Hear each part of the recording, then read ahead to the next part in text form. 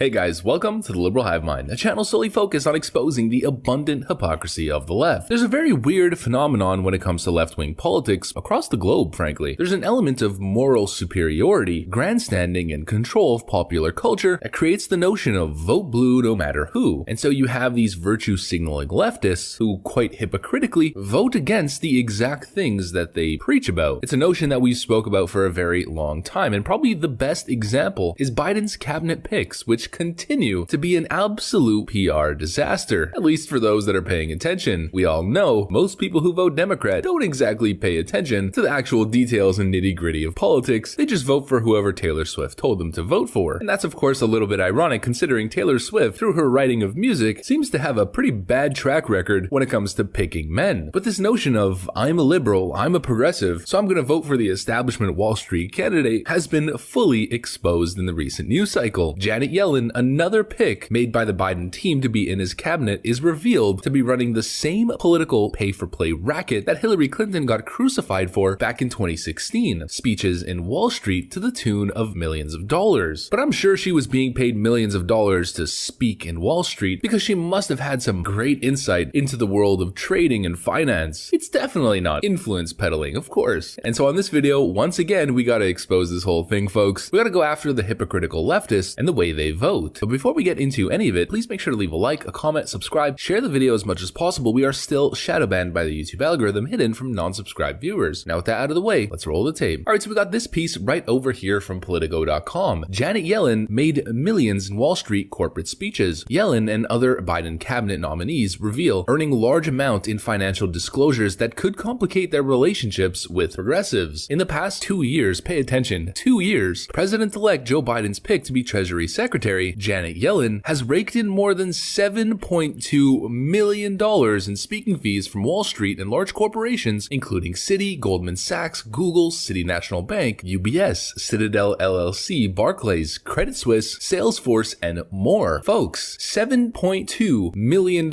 in 2 years just for speaking in front of a bunch of crony elite. $7.2 million.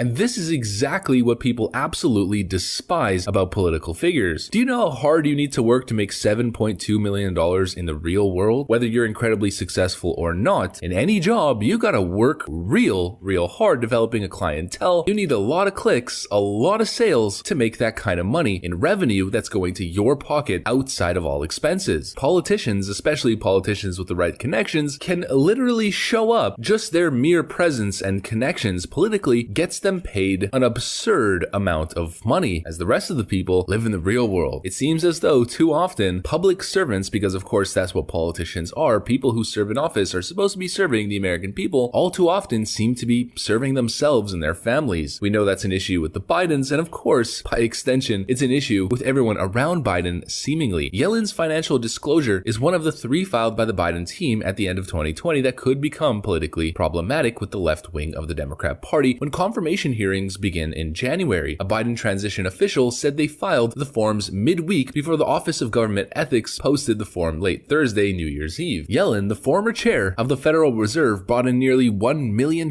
giving 9 speeches to Citi alone. She earned more than $800,000 speaking to Citadel, a hedge fund founded by the Republican megadonor Ken Griffin. She also spoke to the law and lobbying firm in Pillsbury, Winthrop, Shaw, Pittman. And so folks, this is a racket. It's a bribery racket. It's paid for play. Influence peddlers target these massive corporations who want government, of course, to benefit them and work for them. And so they give these speeches in return for political favors, and it's essentially bribery under the table. And this was a massive issue with Hillary Clinton. Frankly, it's probably a big reason why a lot of people didn't vote for Hillary Clinton outside of the myriad of scandals. But it was definitely a huge issue, and very often you would hear it cited how Hillary and Bill Clinton made millions and millions upon millions of dollars speaking in front of Wall Street. And of course, that's where the famous Hillary Clinton quote came from. Politicians like her have a public and private policy, something we know all too well. And so the connection that I'm trying to make here is that those who didn't vote for Hillary Clinton because of this exact issue, but then in 2020 felt as though there was a better candidate in Joe Biden, failed to realize that Hillary Clinton and Joe Biden are essentially the same person. There is no difference. There might be a marginal difference, but at the end of the day, the Democrat establishment is not one person, it's an entity. You're not voting for Joe Biden when you vote for Joe Biden. You're voting for the establishment as a whole that works behind the empty shell that is Joe Biden. That empty shell, that establishment, that Democrat Party is Hillary Clinton, it's Nancy Pelosi, it's the DNC, it's Obama, it's the whole racket. And so once again, low information voters, and more specifically progressive voters, have been swindled beyond belief. Going after the billionaire class, going after Wall Street, you voted for Wall Street, you absolute dorks. Once again, people don't pay attention to the paper trail, and they don't pay attention to the flow of money, constantly attacking Republicans as the billionaire and corporate party when Joe Biden received more from Fifth Avenue, received more donations from big tech, billionaires, and Wall Street than Trump ever could. And speaking of progressives, speaking of a public and private policy, with the Georgia runoffs right around the corner, Raphael Warnock and his team just got caught out by Project V pretty bad. They'll tell you publicly, we don't support defunding the police, just police reform. Privately,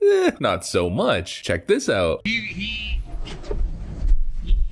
avoids using defunding the police because he knows that the Republicans are going to try to grab onto him and attack. Of course, right? Of course. But in reality, his whole platform with police reform is along the lines of the same people who are saying police. Gotcha. Just not using the same rhetoric. You know? Those are some of the things that we can get answers from a senator that will hold local police accountable. He's pro-choice, even though he's a reverend. He's pro-choice. He's pro-police reform. He's very progressive. He is pro-police reform, absolutely, 100% without a doubt. But he is on our side for defunding these suckers in blue, these police. He's on our side on that. Absolutely. Absolutely. Absolute liars. The Democrat Party is the most disingenuous party, whether it's lying to progressives to swindle their vote or lying to moderates as a progressive to swindle their vote. It's always just a racket, controlling what's out in public view while hiding the truth that's in private. It's never about policy. They never run on a platform. They run merely on moral superiority and emotional manipulation. Something that comes to mind at the most recent Raphael Warnock rally, some of the people hyping him up kept saying this. Get out and vote, and let's completely turn this state blue like I am today. Blue. And let us repeat the magnanimous success of the November election, and let's keep Georgia blue. It's not about what I can do for you, but it's just about turning Georgia blue. A very interesting concept considering every city that's ever been turned blue, every blue city, every blue state isn't exactly a utopia, now is it? Democrat cities are an absolute disaster, Democrat states even worse. But the notion of vote blue no matter who, the idea of moral superiority is extremely powerful within the realm of politics, and it's not to be underestimated. Former Sanders advisor, early vote numbers in Georgia put Democrats in the game. They 100% in Georgia are in the game and might even be ahead. So people gotta get real serious about voting, gotta get real serious about getting folks out to vote, like Raphael Warnock said in that most recent rally, quite awkwardly. Tell them to get up, get dressed, put your shoes on, get ready, get up, get dressed, put your shoes on,